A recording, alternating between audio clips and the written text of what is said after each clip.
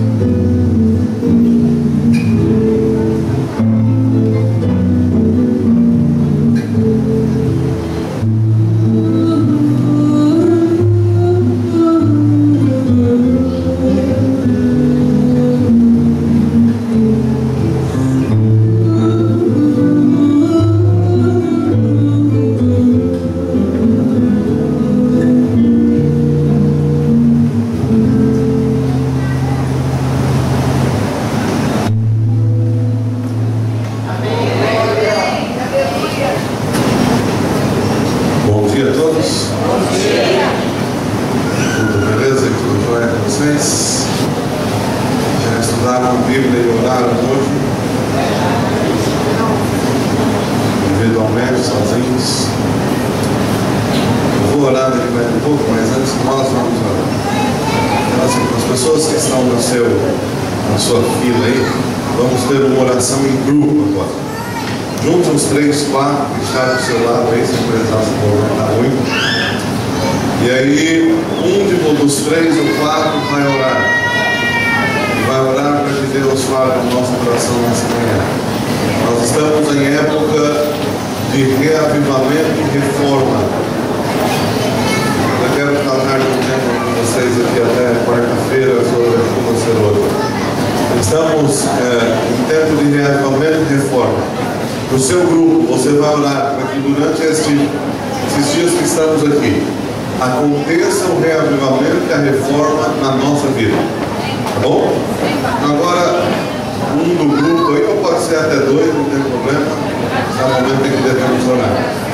3 ou 4, orem, para que nós todos, a começar por mim e por você, passemos por um reavivamento e reforma nesses dias. Podem orar.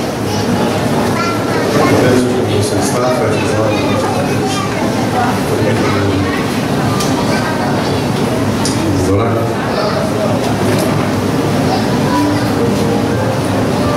Pai, nosso grande Pai, muito obrigado pela noite que o Senhor nos deu. Obrigado, Senhor, pelo bom convívio que estamos tendo aqui. Nossos laços de amizade estão sendo aprofundados. Estamos compartilhando experiências. Estamos sentindo e vendo a Tua proteção sobre nós. Se os nossos olhos pudessem ser abertos, ó Senhor, veríamos centenas e talvez milhares de anjos acampados aqui conosco. Te agradecemos por tudo isso, pela oportunidade de estarmos aqui. Mas agora, Senhor, queremos mais uma vez nos mergulhar na Tua palavra. Queremos estar imersos pela Tua palavra. Que o Senhor nos encha com ela e nos encha com o Teu Espírito Santo. Senhor, gostaria de perceber na minha vida e de que cada pessoa nesta manhã percebesse que o Senhor é tudo que precisamos. Que isso, Senhor, seja não só um conhecimento teórico, mas seja prático em nossa vida.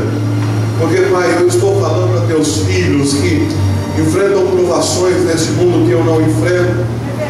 Trabalho na Tua obra, não tenho problema com emprego, não tenho problema com estudos. Mas aqui esse grupo tem desses problemas e de outros mais. E por causa dessas tribulações, muitas vezes, teoricamente, eles têm o Senhor como primeiro lugar. Mas na prática, o que está em primeiro lugar é outra coisa. Às vezes, Senhor, os Teus filhos colocam em primeiro lugar o emprego, ou colocam em primeiro lugar o estudo, ou uma pessoa, ou um gosto pessoal. Pai, que nesta manhã nos conscientizemos e possamos perceber como nunca que não importa as coisas que aconteçam nessa terra, o Senhor é o grande eu sou, é tudo o que precisamos. Então dá-nos esse conhecimento experimental. Nesta manhã nós te pedimos no nome de Jesus. Nosso propósito aqui é orarmos juntos, não é o pastor orando, ou o Rodrigo, a liderança do retiro. Aliás, parabéns à liderança do retiro, bom lugar, estamos tendo boas mensagens diversas. Mas o nosso maior propósito é que você possa saber que Deus está aqui, e que Deus nesses dias está tentando se aproximar de você, dizendo mais ou menos assim: muito prazer, eu sou Deus. E que você tenha conhecimento desse Deus. E isso é em todas as horas do acampamento. O retiro espiritual não se limita a espiritual nas horas de culto. O retiro espiritual eu gostei da história do futebol aqui do Rodrigo. É ter o futebol espiritual. Essa eu vou levar para casa. Se alguém juntar a sua canela, peça perdão pela sua canela, está no meio. É bom. Mas isso é ter um futebol espiritual. É ter uma natação espiritual, ou brincar na piscina de forma espiritual. É sermos espirituais em tudo que façamos. Que isso aconteça conosco. Uma certa, estamos voltando à nossa temática de Êxodo capítulo 3, versos, eu acho que não sei se foi, Êxodo 3, 14, sobre eu sou o que sou. Imagino que vamos terminar isso agora de manhã, e à noite vamos entrar num outro tema, que é a vida, é o respirar da alma da vida cristã. O que é o respirar da alma da vida espiritual? O que é? É a oração. À tarde, ou à noite, não sei o horário aí, eu vou falar de oração, mas assim, não vou só falar de oração, nós vamos orar. O que eu vou lhe dizer agora, não se assuste, vem à tarde, tá bom? Mas à tarde você vai orar pelo menos 20 minutos. Amém. Você vai estar aos pés da cruz por pelo menos 20 minutos. Ah, pastor, mas o que eu vou fazer? Não se preocupe, o que você vai fazer é responsabilidade minha. E Deus vai me ajudar a te dizer o que você vai fazer. Mas nós vamos aprender a orar. Então não falte, não deixe de vir hoje à tarde, chegue no horário. E amanhã pela manhã, talvez seja um dos temas mais importantes da semana. Nós vamos falar sobre uma era de grande poder, sobre o derramamento do Espírito Santo em chuva serôdia. O que é a chuva serôdia? O que precisa para vir? Eu ou você receberemos a chuva do Espírito Santo? Nós vamos continuar. Mas deixa eu lhe contar uma história. Por certa ocasião, o Senhor estava numa carroça, numa charrete, puxada a cavalo. Estava numa estrada indo para o seu destino, e ele acompanhou uma senhora bem idosa. E aquela senhora carregava um saco bem pesado nas costas. O saco era tão pesado que para suportar o peso daquele saco ela tinha que ficar assim curvada e andando. Uma senhora de idade com um peso muito grande nas costas. O senhor da charrete parou e disse: minha senhora quer uma carona, eu posso levar a senhora sua? A senhora, muito obrigado, subiu na charrete. Só que a senhora subiu na charrete, se sentou e continuou com o saco pendurado nas costas. Ela sentada na charrete com peso ainda nas costas. E o senhor seguiu viagem na charrete. Só que ele ficava olhando e via aquela mulher ainda com aquele peso enorme nas costas, sentada lá. E ele disse: senhora, pode pôr esse saco aí. Pode pôr aí, depois eu pego para a senhora, leva onde a senhora quiser, mas põe seu saco nesse saco aí. Está pesado, a senhora não é para ficar com esse peso. E a senhora diz assim: oh, meu amigo, você já foi tão gentil e simpático comigo, dando uma carona para mim. Eu não quero abusar de você, colocando esse saco em algum lugar da sua charrete. Deixa que eu levo ele nas minhas costas.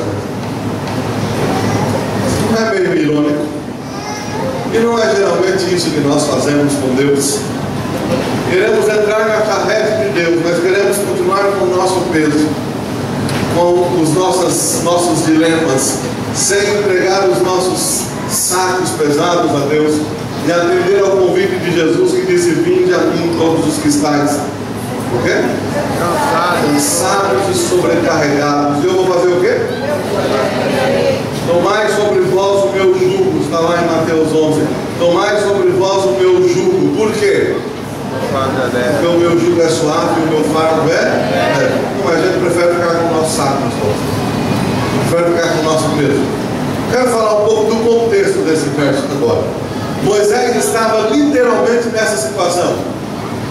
Moisés ainda não havia entendido que para atender o chamado de Deus, ou atender o chamado de Deus, no caso dele, para ir libertar o povo de Israel, ele iria subir na charrete de Deus.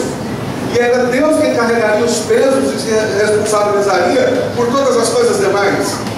Não, Moisés queria, ou pensava, queria entrar na charrete de Deus, atender ao chamado divino, mas continuaria com seus fardos nas costas.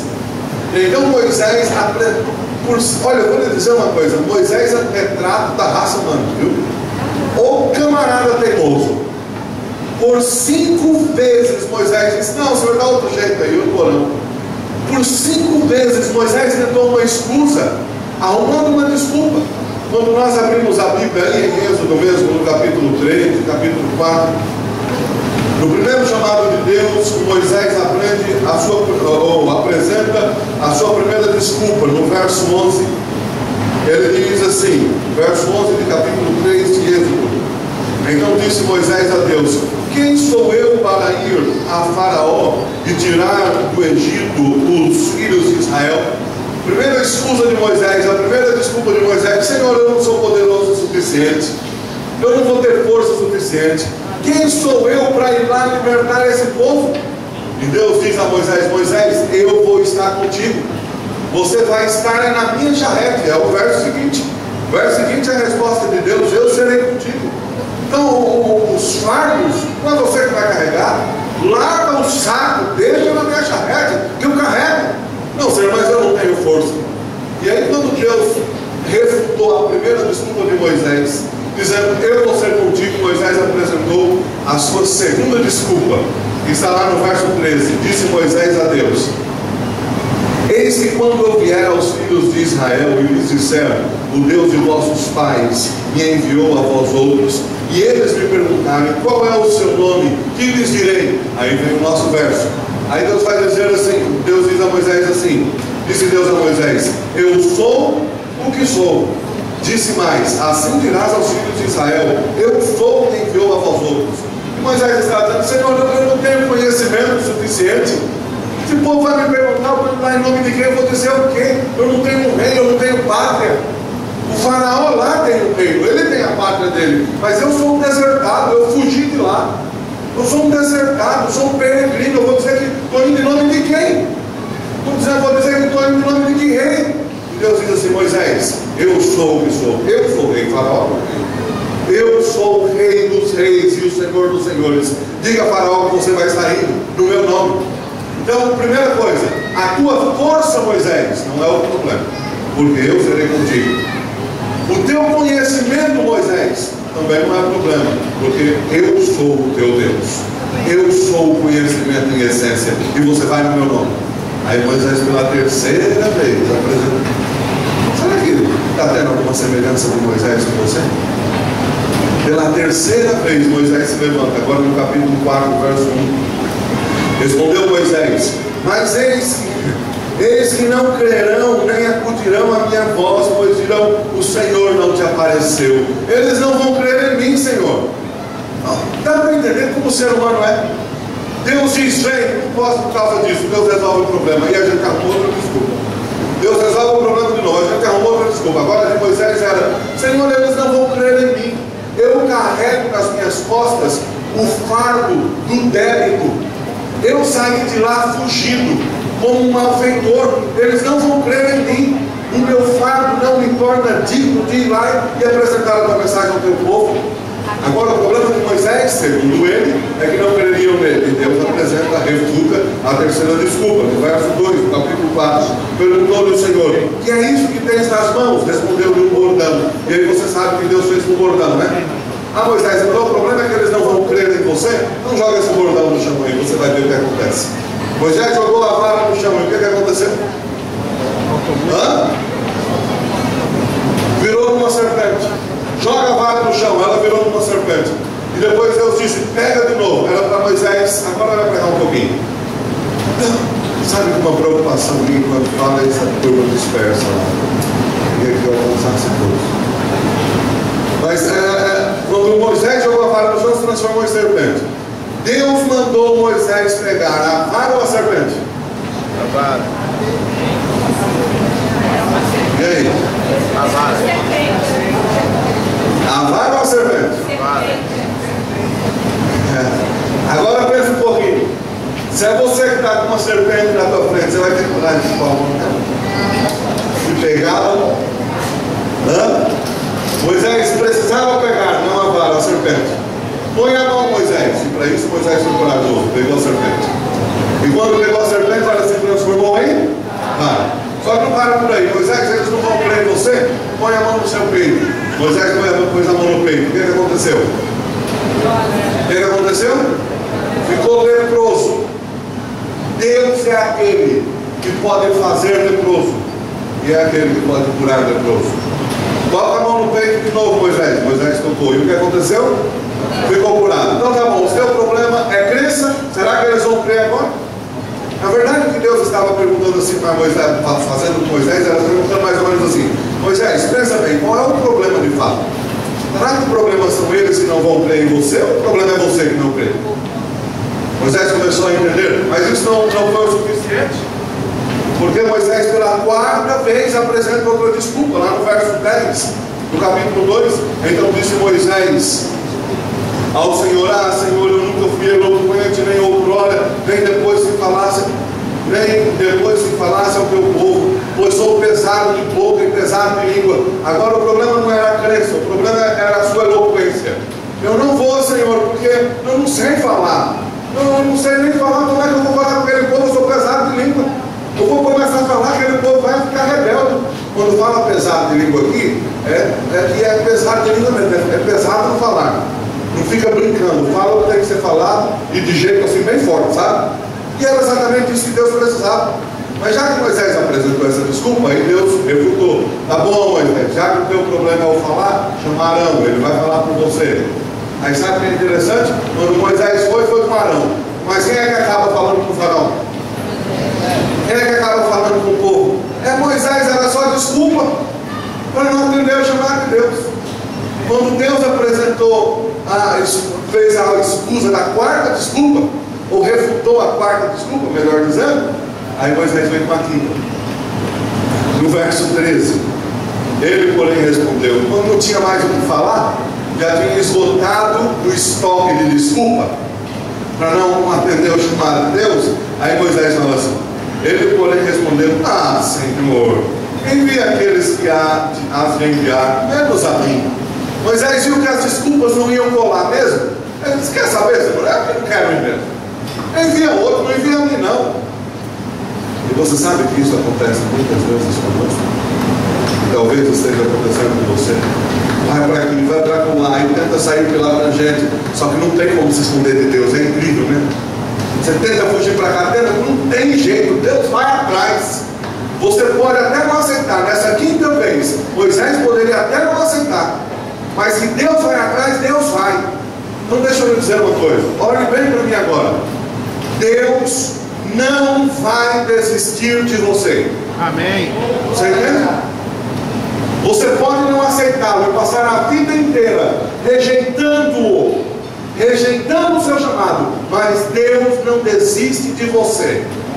Ele diz que o amor dele por ti é tão grande, mas é tão grande, mas tão grande, que ele deu o quê? Porque Deus amou o quê? Me ajuda. Porque Deus amou o mundo de tal maneira que fez o quê? Eu sou filho unigênito. Está aí. Deus amou tanto, mas amou tanto que deu o filho dele. Deus não vai desistir de você. Não, e agora você pode desistir de Deus. Nesta quinta desculpa, aí Deus falou mais sério com Moisés. E preste atenção, porque talvez Deus queira falar sério com você. Refutando a quinta desculpa, verso 14 diz assim: então se acendeu a ira do Senhor contra Moisés e disse: não é Arão o levita teu irmão? Eu sei que ele fala fluentemente, eis que ele saia ao teu encontro, e vendo-te se alegrará em seu coração. Tu, pois, lhe falarás e lhe porás na boca as palavras. Eu serei com a tua boca e com a dele, e vos ensinarei o que deveis fazer. Ele falará por ti ao povo, ele te será por boca, e tu lhe será por Deus. Toma, pois, esse cordão na mão, com o qual has de fazer os sinais. Moisés, para de conversa, vai logo. Para de ficar. Você sabe que tem que ir? Então vá. Eu vai. Não, deixa eu lhe dizer uma coisa. Às vezes Deus fala sério com a gente, porque precisa falar. Às vezes Deus fala numa brisa mansa, a gente não ouve. Então ele tem que fazer o sinal primeiro. Entende? Às vezes Deus quer sussurrar no nosso ouvido, mas a gente não ouve. Então Deus tem que mandar um tsunami para ver se a gente se toca.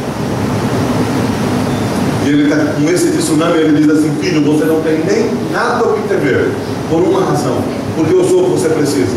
E Deus está dizendo: Moisés, você não precisa de eloquência, você não precisa de poder, você não precisa nem que as pessoas creiam em você. O que você precisa, Moisés, é do grande eu sou, e o eu sou vai estar contigo. Então o que pode acontecer mais?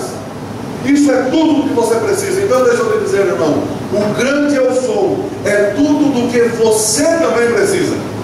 E talvez eu esteja falando com alguém que, como Moisés, está apresentando desculpas, se desviando, saindo pela tangente, para não ouvir o que Deus quer falar. E você sabe que não tem conversa, porque a sua desculpa é desculpa só para você, mas só que nem ao teu próprio coração ela satisfazem. Talvez esteja pregando para algum jovem que está caminhando ou trilhando caminhos tortuosos da vida, e ele fica tentando se esquivar do chamado de Deus para ser puro de coração e de alma, e você fica tentando justificar aqui, justificar ali, e sabe que não vai justificar nunca. Querido, Deus é tudo o que você precisa. Alguns outros tentam. Ano passado eu visitei uma turma que estava trabalhando no sábado lá no meu distrito. E aí eles vêm com aquela desculpa de porque estão trabalhando no sábado. E eu os deixo falar. E eles ficam falando e falam. Às vezes eu fico uma hora só ouvindo as desculpas. Não falo nada. Quando eles terminam de falar, eu abro a Bíblia. Isaías 58, 13 e 14. Minha questão no sábado é essa. E aí peço para o camarada ler, como eu pedi lá.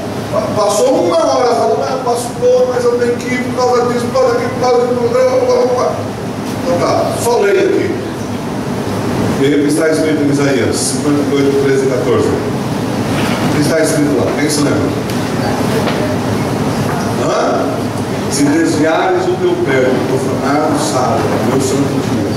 Se desviares, se você não fizer a tua própria vontade no meu santo dia, se não andares em teus próprios caminhos, se não fazer a tua própria vontade, diz Isaías 58, 13, se não fizer a tua própria vontade no meu santo dia, mas o considerares deleitoso o santo dia do Senhor, então te farei cavalgar sobre os altos, diz o Senhor, e te sustentarei com a herança de Jacó teu pai, porque a boca do Senhor o disse. E aí quando ele termina de ler, eu digo, tá bom, e agora? Tem que ser, como você relaciona as suas desculpas a isso aí? Se Deus está dizendo, pois a boca do Senhor disse, Deus diz, eu vou te sustentar. Agora o que você vai dizer mais? Então olhe, querido, tudo o que você precisa é Deus. Então aprenda a colocar as coisas de Deus em primeiro lugar. Não se deixe confundir pelos estudos, pelas faculdades. Isso tudo é passageiro. Sem Deus você é pó. Sem Deus você é nada. E não importa quão letrado seja, não importa se é doutor disso, PhD daquilo, sem Deus você é pó. Não importa quão bem remunerado você é no seu emprego, sem Deus você vai para o pó, e o seu dinheiro vai para o pó, e as suas posses vão ir para o pó. Não importa quão intelectual você seja, não importa se você é até uma personalidade no Rio de Janeiro, sem Deus você é nada, mas com Deus você é tudo. Então chegam alguns momentos na vida que a gente precisa nós precisamos nos perguntar algumas coisas. Eu gostaria que você se fizesse essas perguntas nesses momentos. Eu sei que a resposta é óbvia, mas talvez essa resposta óbvia não é a resposta correta que você está dando para a vida. Quem te sustenta? Você, o teu emprego ou Deus? Quem sustenta? Deus ou o emprego? Deus ou o dinheiro? E aqui podemos já vermos várias coisas. Se quem te sustenta é o teu dinheiro, então por favor nunca devolva o dízimo e oferta, porque vai te faltar. Agora, se quem te sustenta é o teu Deus, seja fiel em cada centavo, porque Deus é capaz de sustentar você com dinheiro ou sem dinheiro. Se quem te sustenta é o teu emprego, então por favor, trabalhe sábado, domingo, feriado, trabalhe para valer, porque você está só, tem que se virar mesmo. Agora, se quem te sustenta é o teu emprego, chegar no sábado, descanse em paz, porque Deus pode te sustentar com um emprego ou sem emprego. Se não é assim. Lembra do povo de Moisés aí? Moisés, Senhor, os meus fardos são pesados, não vai acontecer isso, vai acontecer. E aí Moisés foi. aprendeu a lançar os fardos sobre a charrete de Deus. E quando tirou lá, só lá no Egito, já viu maravilhas, já viu sinais do Egito. Mas só falando dessa questão de sábado, quando ele saiu com o povo de Israel a peregrinar no deserto, o povo não tinha nada de comer, e foi a Moisés com aquela choradeira de sempre. E Moisés aprendeu a ser um homem paciente, nem que fosse na barra, mas aprendeu. Que é o povo que dava trabalho, era aquele povo de Moisés. Foram a Moisés e amaldiçoaram tudo. Sabe quantas pessoas tinha lá no tempo de Moisés, o povo de Israel? A Bíblia diz 600 mil homens. Só que esses 600 mil homens eram só de 20 a no máximo 40 anos, que eram os homens de guerra. E se você contar as crianças, as mulheres e os idosos, Moisés tinha, sob a sua tutela no deserto, cerca de 2 milhões de pessoas. Agora imagine 2 milhões de gente no pé da sua tenda, dizendo assim: Moisés, a gente está com fome, se vira. Foi você que tirou a gente do Egito. Quem dera a gente estivesse lá no Egito, comendo as carnes dos egípcios. Olha como o ser humano é. Que maldição que é a natureza humana. Deus liberta o povo da escravidão, liberta o povo do pecado, da tutela do faraó. E aí o povo diz: quem dera a gente voltasse para comer a carne dos egípcios. Ainda bem que Deus não é eu, porque se fosse eu dizia: tá bom, então volta, vamos. Você entende? Aí o que Moisés foi? Brigou? Brigou com o povo? Não. Moisés foi brigar também? Olha agora como esse homem aprendeu a lição. Eu oro a Deus para aprender a lição como Moisés aprendeu. No primeiro momento, Moisés 5 vezes disse: não dá, Senhor, não dá, Senhor, não dá, Senhor, não dá, Senhor, não dá, Senhor. Aí não tem jeito, ele vai. Mas aí quando ele vai, ele aprendeu que Deus era tudo o que ele precisava. Então quando o povo vem: Moisés, a gente está com fome, amaldiçoa Moisés, vai colocar outro líder no lugar de Moisés. Moisés não discute com o povo, Moisés não briga com o povo. Sabe por quê? Porque Moisés sabia que ele estava na charrete do grande eu sou. E aí Moisés vai com Deus e diz: Deus, e aí? O problema é teu, o Senhor é tudo que eu preciso. Então e aí, Deus, como é que você vai resolver esse problema? Deus manda maná do céu e alimenta 2 milhões de pessoas por 40 anos, sem as pessoas darem emprego na barra de sabão. Dá para entender isso? Deus pode alimentar 2 milhões de gente sem emprego. O povo volta a reclamar com Moisés, ou antes mesmo do maná, o povo reclamou com Moisés de alimento também. E aí Moisés: o que nós vamos fazer? Foi quando eles disseram da carne dos egípcios: o que nós vamos fazer, Moisés? Olha, lá a gente tinha a carne dos egípcios, agora que a gente está passando fome. Moisés vai com Deus: Deus, e aí? O que vai fazer? Deus diz assim: Moisés, esse povo está lá em Números 13, 14. Moisés, Números 11, perdão. Moisés, esse povo, Moisés dizendo a Deus: Deus, esse povo está reclamando, e agora o que nós vamos fazer? Como é que nós vamos alimentar, antes do maná, como é que nós vamos alimentar 2 milhões de pessoas, Senhor, no meio desse deserto? Ainda que eles plantem, é deserto, não tem como dar nada. E mesmo se tem alguma coisa, até dá o alimento, esse povo já morreu. O que nós vamos fazer, Deus? Deus diz assim: Moisés, então manda os povos preparar, porque amanhã eles vão comer tanta carne, mas vão comer, isso está na Bíblia. Vão comer tanta carne, mas tanta carne que vai até sair pelos dentes. Ou melhor, perdão, vai até sair pelas narinas. E tanta carne, já pensou? E aí sabe o que Moisés diz? Ah, Senhor, não, calma. Senhor, o Senhor está se precipitando, Números 11. O Senhor está se precipitando. A gente está falando de 2 milhões de pessoas, Deus. Como é que no meio do deserto o Senhor vai dar carne para 2 milhões de gente? E ainda até sair pelas narinas. Como o Senhor vai fazer isso, Deus? Moisés diz: então, Deus diz: então sossega, como você vai ver. Ou foi dormir. No outro dia, um raio de 30 quilômetros havia de codornizes, com cerca de 80 centímetros de altura. Imagina 30 quilômetros para lá, 30 para cá, com 80 centímetros de carne do povo.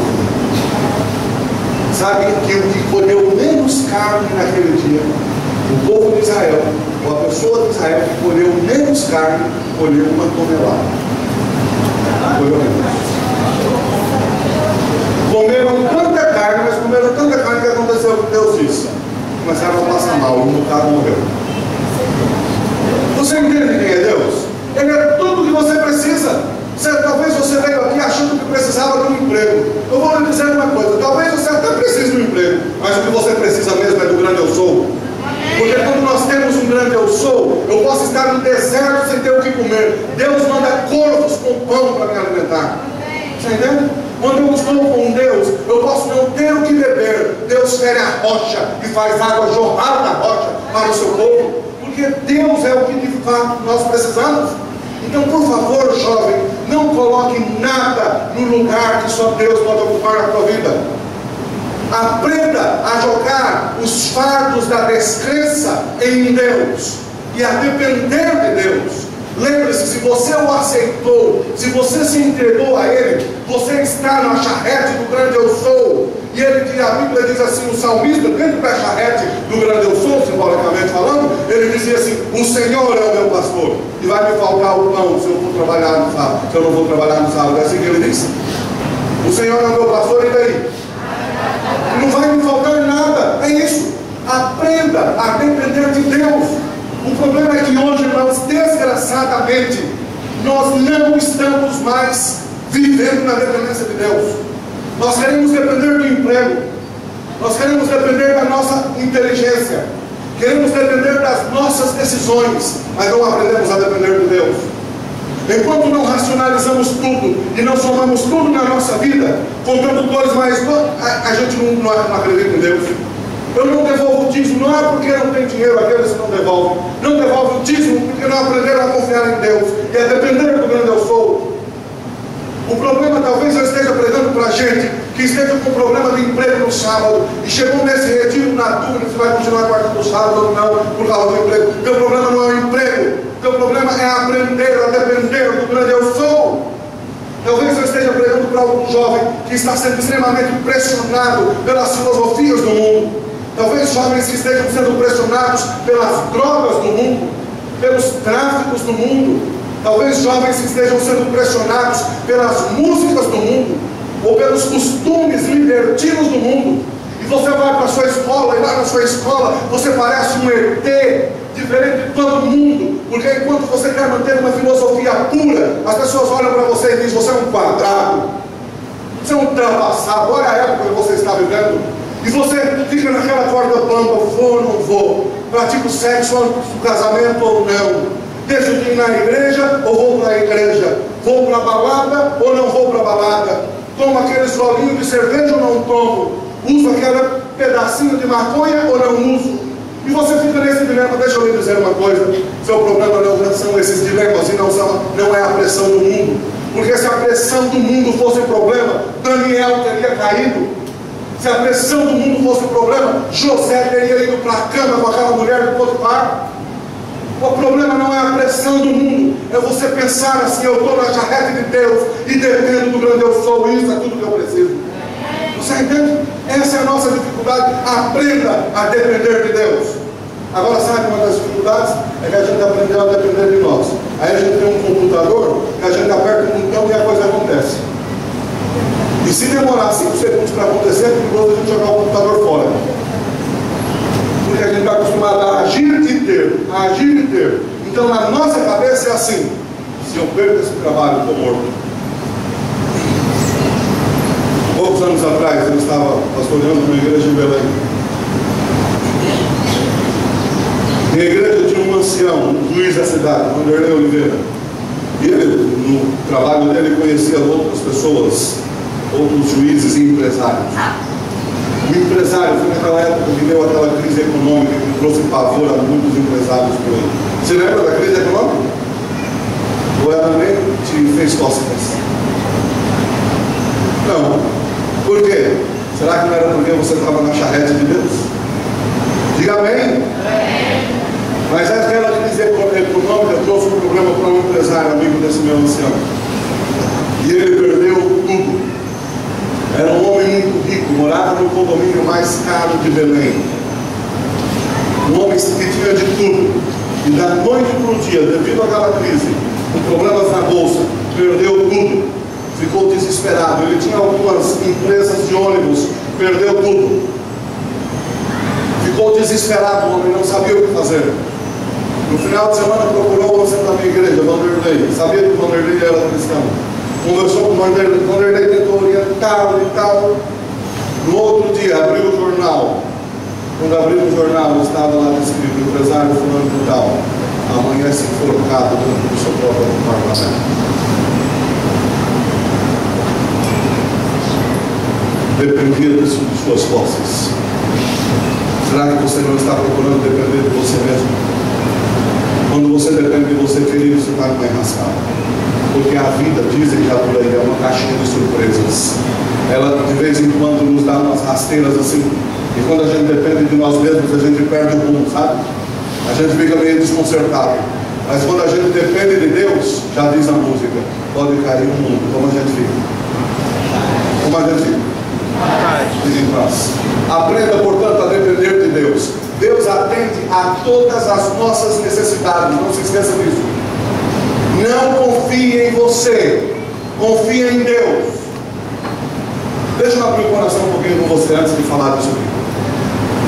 Todos os dias de manhã eu tenho aprendido a ir a Deus, e orar a Deus, e ficar tempos com Deus. E eu tenho descoberto nos últimos dias por que eu tenho me detido tanto aos pés de Deus. Não é porque eu tenho medo do mundo, não é porque eu tenho medo das igrejas, ou porque eu tenho medo do diabo, não. Sabe por que eu tenho me detido aos pés de Jeová? Porque eu tenho medo de mim. Eu sou o meu maior inimigo. E não se engane, você também é o seu maior inimigo. Então eu tenho medo de sair para o dia e aprontar alguma. Tenho medo de sair para o meu trabalho e dar um conselho para algum irmão que não seja o conselho de Deus. Tenho medo de sair para o trabalho, ocupar o púlpito e falar das minhas próprias sabedoria, que na verdade não é nada. Tenho medo de mim, tenho medo de ver uma tentação e cair na tentação. Então eu tenho que me refugiar em Deus. Porque quando eu estou refugiado em Deus, aí eu estou seguro. Deus é tudo que eu preciso. E é tudo que o mundo precisa. No ano 2000, a ONU se reuniu com os principais governantes do mundo.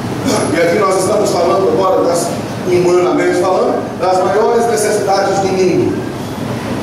E nessa reunião do ano 2000, eles descobriram, ou pelo menos definiram, as 8 maiores urgências do planeta.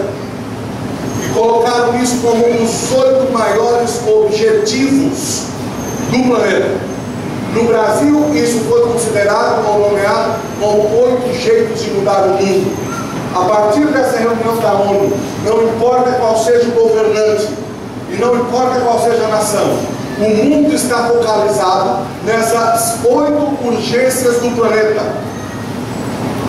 E agora você começa a entender o porquê de algumas campanhas ou projetos políticos da nossa nação, por exemplo.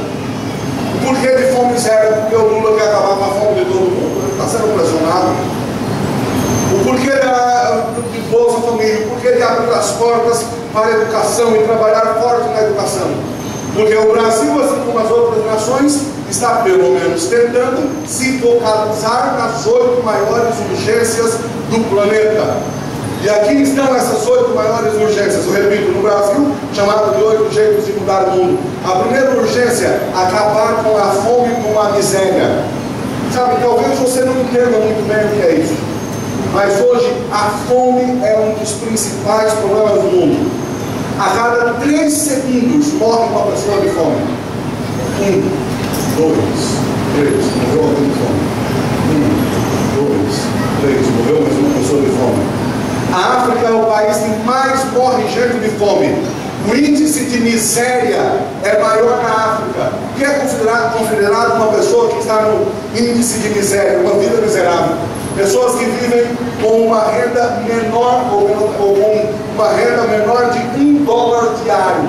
Esses estão abaixo da linha da pobreza, estão na miséria, é considerado muito grande no mundo.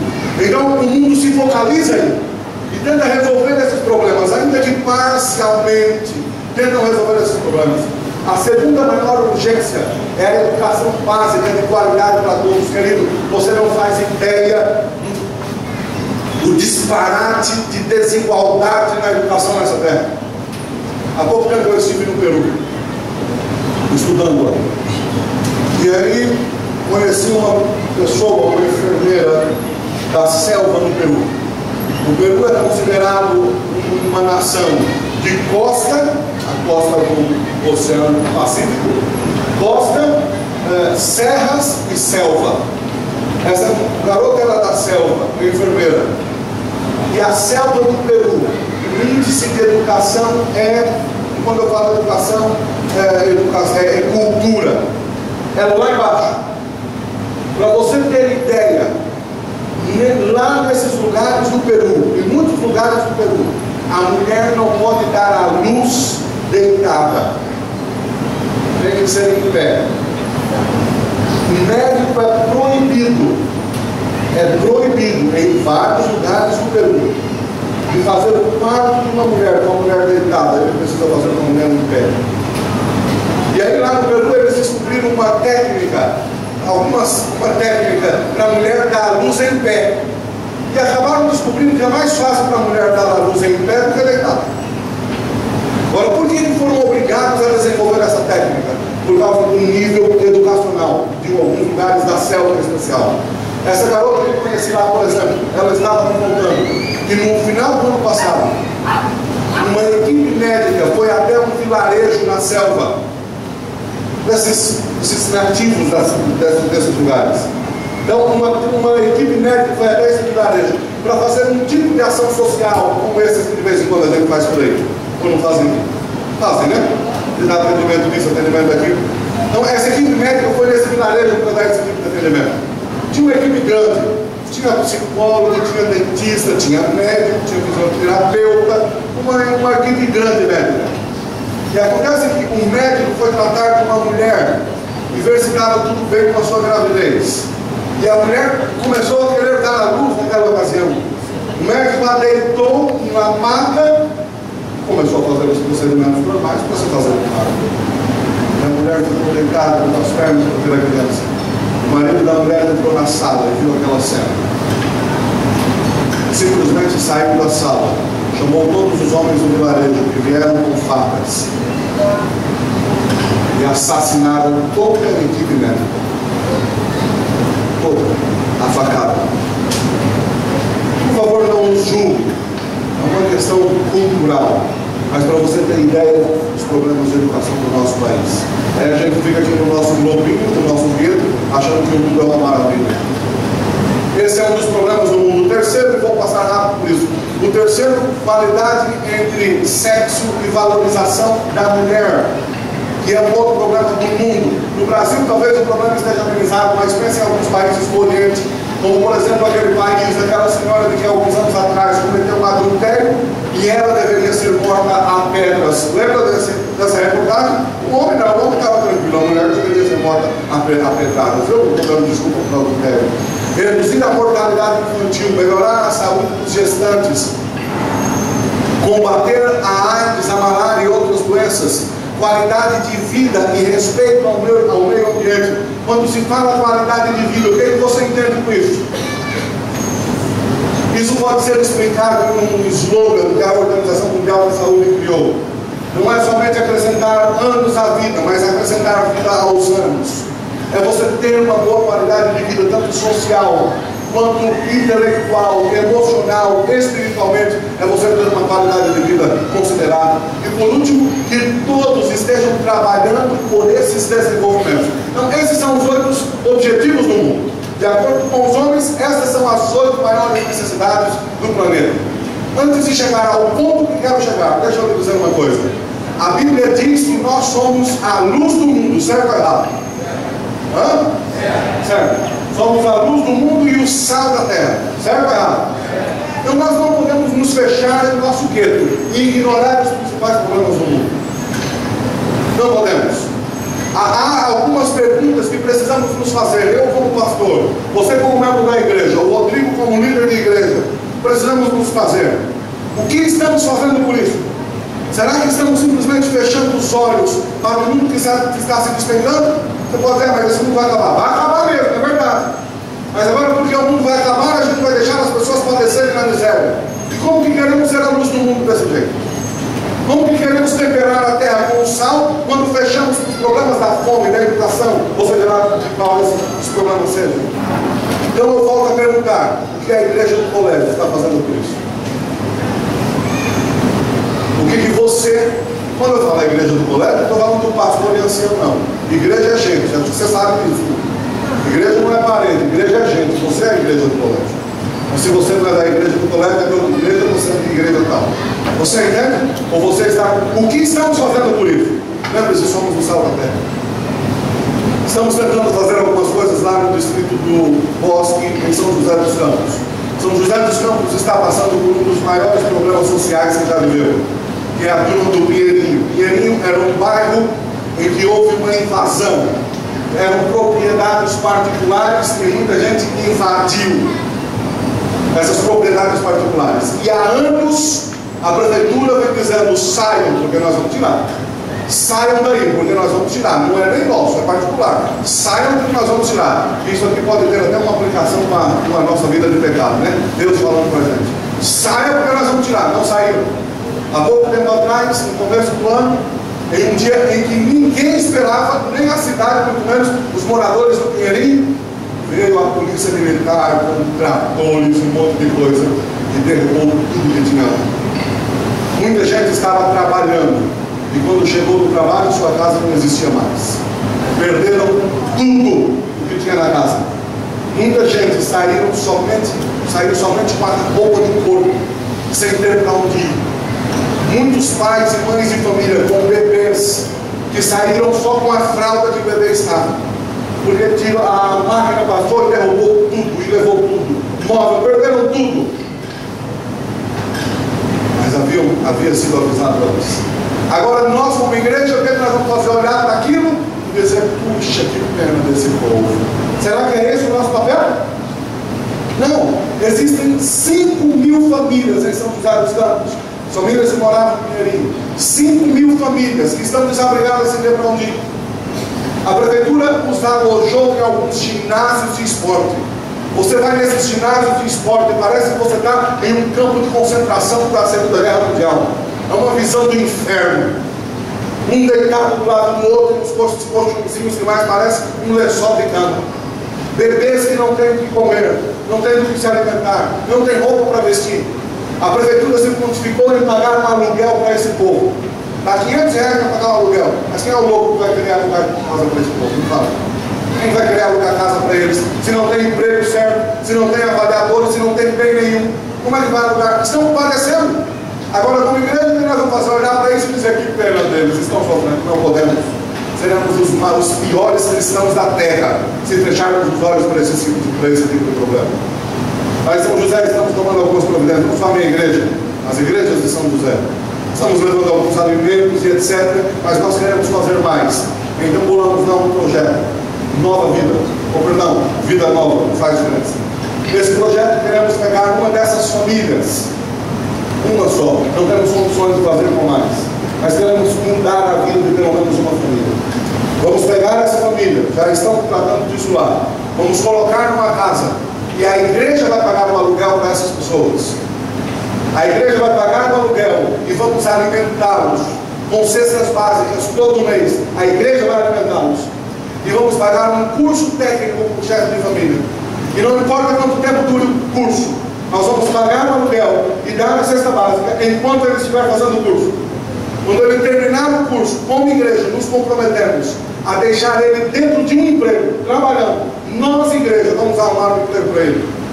E quando ele estiver no emprego, trabalhando, aí a gente larga dele e vamos buscar outra família para fazer o mesmo projeto. Irmãos, como igreja, não podemos fechar os olhos para o mundo. É bem verdade, eu não tenho esperança na melhora desse mundo. Não tem nenhuma. Eu sei que esse mundo vai se acabar, mas apesar de não gostarmos do mundo, precisamos seguir os passos de Cristo e amar as pessoas que estão no mundo. O que estamos fazendo com isso? Então, aqui é só um parênteses, porque agora que eu vou chegar no ponto que quero com isso, e aqui está a minha crítica a esse negócio. Você acha que está faltando alguma coisa ali? Hã? Qual é o maior problema do mundo hoje? Qual é? Hã? É a falta de Deus. Só que nessas urgências do mundo, Deus é completamente ignorado. Então não tem como a gente resolver isso sem Deus. Eu posso até alimentar a barriga de alguém, mas se ela não tiver Deus, vai continuar perdido na miséria. Eu posso até aumentar a qualidade de vida dela, mas se não tiver Deus, já morrer no lago de fogo e enxofre. Deus é o que esse mundo mais precisa. Portanto, além disso aqui, ou mais importante que isso aqui, eu preciso colocar Deus na vida das pessoas. Cristo já disse, ou Ellen White falando de Jesus, diz assim: o infante de Belém, o manso e humilde Salvador, Deus manifesto em carne, esse era Cristo. E como Cristo se considerava? Ele se considerava como aquilo que as pessoas precisavam. Ele dizia: eu sou o bom pastor. Então, se você é alguém que está precisando de acolhida, que está precisando de amparo, que está querendo alguém para desabafar, deixa eu lhe dizer uma coisa: a melhor pessoa para você desabafar não é o seu terapeuta, é o bom pastor. Cristo é o bom pastor, não nós. Ele é o bom pastor. Se o problema da humanidade é o pão, ele diz que é o pão do quê? Eu sou o pão da vida. E aqui você pode concentrar todos os problemas econômicos. Você tem dificuldades financeiras, Jesus é o pão da vida. Seja fiel a Ele, Ele que só abre as janelas dos céus e vou lhe abençoar sem medidas. Você tem problema com o emprego, Jesus é o pão. Não é o emprego que é o pão, é Jesus. Você tem problema com a escola, você tem problema com a faculdade, Jesus é o pão, não a faculdade. Em outras palavras, Jesus é o nosso sustento. E agora eu quero falar de uma forma bem particular e pessoal com aqueles que ainda não são batizados. Jesus diz assim: eu sou, vamos dizer aquele verso todos juntos no 3? 1, 2, 3. Eu sou o caminho, a verdade e a vida. Vamos de novo? Jesus diz: eu sou o caminho, a verdade e a vida. Então olha para mim, Jesus é o caminho. Eu quero falar em especial com aquelas pessoas que precisam aceitar a Cristo e descerem as águas batismais. Sem Cristo você não está no caminho, está perdido. Não sei se você já ficou perdido no meio de uma selva, no meio de uma mata. Eu nunca fiquei, mas quando era criança eu me lembro de uma menina do meu vilarejo no interior da Bahia se perdeu no meio da mata. Nunca mais foi encontrada logo depois, mas estraçalhada, porque as feras da mata foram estraçalhadas. Olha para mim, sem Cristo você está perdido no meio da mata, não está em lugar nenhum. Porque só Cristo é o caminho. Não tem como você encontrar realização, não tem como encontrar paz para a vida, não tem como encontrar restauração da família, e não tem como encontrar salvação sem Cristo, porque Ele é o caminho. Sem Cristo você não vive na verdade, vive na mentira, e toda mentira frustra. É por isso que talvez, ou é por isso que muita gente nessa terra tem casamentos frustrados, tem uma vida profissional frustrada, porque vive na mentira, e a mentira frustra. E se você não vive com Cristo, você não vive, você vegeta, está só esperando chegar o dia da morte. Porque Cristo é a vida. Quer viver plenamente? Quer ter qualidade de vida? Jesus é o caminho, a verdade e a vida. Então ouça agora o que eu vou lhe dizer: aceita Jesus. Estou falando especialmente para aqueles que não são batizados. Aceita Jesus. E não adianta você dizer: eu aceito Jesus no meu coração. Tá bom, mas Jesus disse: se você o aceita no coração, você vai às águas do batismo. Ele disse assim: olha, quem não nascer da água e do Espírito, não vai para onde? Não vai para onde? João 3,5. Quem não nascer da água e do Espírito, não vai entrar no reino dos céus. Jesus foi muito claro. É necessário nascer da água do Espírito, e é necessário nascer da água. E se você tem algum medo, lembre-se do que Cristo disse em Mateus 28,18. É-me dado todo o poder no céu e na terra. Então você não tem que ter medo de nada, só entrar na charreta de Cristo. E os seus medos, os seus fardos, deixar que Ele leve. Ele disse: eu tenho poder para isso. Eu tenho poder para lhe acolher, e para lhe abençoar, e para dirigir a sua vida. Será que hoje eu estou pregando para alguém que está tentando andar na charreta de Cristo, mas ainda está com uma bolsa muito pesada nas costas? Será que eu estou pregando para alguém que está carregando a bolsa do remorso por alguma coisa que aconteceu na vida, por alguém que lhe magoou, está carregando essa bolsa pesada nas costas? Talvez alguma senhora ou algum homem que teve um relacionamento frustrado e você não consegue perdoá-lo ou perdoá-la, e você anda com esse rancor maldito sobre suas costas. Será que estou pregando para alguém que anda com o saco da culpa nas costas? Alguns anos atrás, pregando em algum lugar, uma jovem me procurou e disse: pastor, eu preciso de ajuda. Por quê, filho? Porque eu abortei o meu filho, pastor. Ninguém sabe na igreja que eu adulterei, ninguém sabe que eu forniquei. Eu sei, fui lá fora, aprontei, fiquei grávida, ninguém soube, eu abortei. E agora, pastor, será que Deus me perdoa por eu ter matado o filho dele? O peso da culpa, será que tem alguém carregando isso sobre suas costas? Eu quero dizer a você nesta manhã: aprenda a colocar os seus fardos na charrete de Cristo. Ele é poderoso, Ele pode te ajudar. Ele é tudo que você precisa. O que você precisa não é mais que você precisa não é do marido, não é da mulher, é de Cristo. Aprenda a lançar os seus fardos nas mãos de Cristo. Alguns anos atrás, eu vi uma história, quero terminar com ela. O pai estava trabalhando em sua casa e mandou o filho ajudá-lo. O filho foi ajudá-lo e aí ele tentou pegar um balde que estava cheio de parafernália que o pai estava usando. E o pai disse: traga esse balde para mim, filho. E o filho tentou pegar o balde, opa! Mas o garoto era pequeno e o balde era pesado. E ele não conseguia, ficava tentando: pai, não consigo, pai, não consigo. E o pai olhou e viu o filho se matando para tentar pegar aquele balde sozinho. E aí o pai se encostou no filho. E o filho dizendo: pai, eu não consigo. E o filho com a cabeça baixa tentando pegar o balde. O pai, enorme, gigante, de um lado, estendeu a mão e disse: filho, use toda a sua força. Com a mão estendida. Só que o filho com a cabeça baixa estava pensando que estava entendendo o que o pai estava dizendo. Tentava. Pai, mas eu não consigo. E o pai com a mão estendida: filho, use toda a sua força. Mas o filho com a cabeça baixa tentava usar toda a sua força. Não conseguia. Pai, eu não consigo, não tem jeito, pai. Eu não consigo. E o pai estendido: usa, filho, toda a sua força. E o filho não conseguia. De repente o pai estalou os dedos: filho, olha para cima. E o filho olhou. E o pai, com um sorriso nos lábios: use toda a sua força. E o garoto entendeu. Pegou a sua mão, colocou na mão do pai. E abaixaram juntos, pegaram o balde. E o gigante conseguiu, com a mão do filho, levantar o balde e levaram até onde tinha que levar. Eu quero dizer isso a você hoje: use toda a sua força. Pare de olhar para baixo, olhe para cima. Em cima do grande eu sou. E o grande eu sou está dizendo: filho, dá uma olhadinha, se liga, se toca, usa toda a sua força.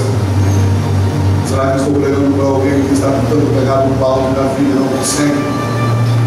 Talvez esteja pregando para algum jovem que está tentando pegar um balde da santificação e não consegue, porque é pesado para você que está arraigado em algum pecado. Olha para cima, filho, pega na mão de Deus e Deus vai levantar esse balde de você. Será que estou pregando para algum marido que já fez de tudo para tentar salvar o casamento e não consegue? E fica só lá embaixo tentando: Deus, não estou conseguindo, Deus, não estou conseguindo. Hoje o grande eu sou está aqui. Ele diz a você: muito prazer, eu sou o que sou, olha para mim, estende a sua mão na minha, usa toda a sua força. E quando você usar a força do seu pai, é a força da onipotência, é a força que não conhece limites. Ele vai levantar o casamento. Talvez esteja pregando para alguém que está tentando levantar o balde de uma consciência leve, que não consegue, porque a consciência está pesada demais. Entrega a tua consciência a Cristo e Ele levanta o balde de você. Use toda a sua força. Você vai ouvir uma música agora. Enquanto você estiver ouvindo a palavra cantar, lembra do papelzinho? Lembra do bloquinho? É hora de você usar o seu bloco. Por favor, não deixe de vir para cá sem. Venha para cá e traga o seu bloquinho. Use o seu bloquinho. Que agora você vai escrever nele. Pode vir lá. Você vai escrever nele o que Deus te falou hoje. E qual é a tua resposta? Qual é o fardo que você tem que lançar sobre ele? Qual é? E se você deseja usar, pode colocar no música. Se você deseja usar a força da onipotência, não coloque aí. O que Deus falou a você. E qual a sua resposta?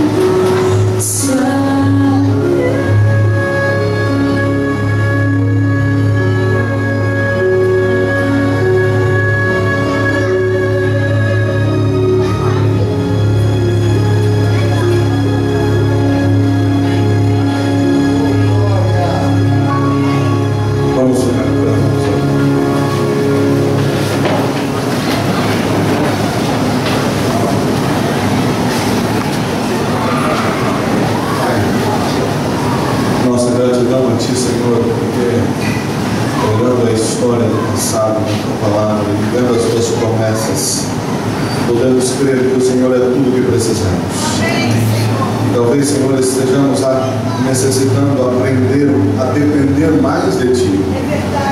A dependermos do imprevisível, dos milagres, a dependermos do maná, da água da rocha. Ajuda-nos, ó Senhor Deus, a dependermos de Ti.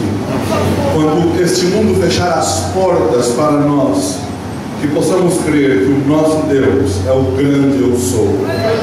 E se o Senhor foi capaz de criar todo o universo, o Senhor é capaz de atender às nossas necessidades. Então toma em Tuas mãos a cada um desses Teus filhos. E talvez, Senhor, tenha alguém que esteja com um fardo pesado demais. Ajuda-o a lançar esse fardo sobre Ti. Ajuda essa pessoa a levantar o balde de uma consciência leve, de uma vida salva e purificada pelo sangue de Jesus, de maneira que possamos viver sempre com a nossa mão segurando na Tua mão.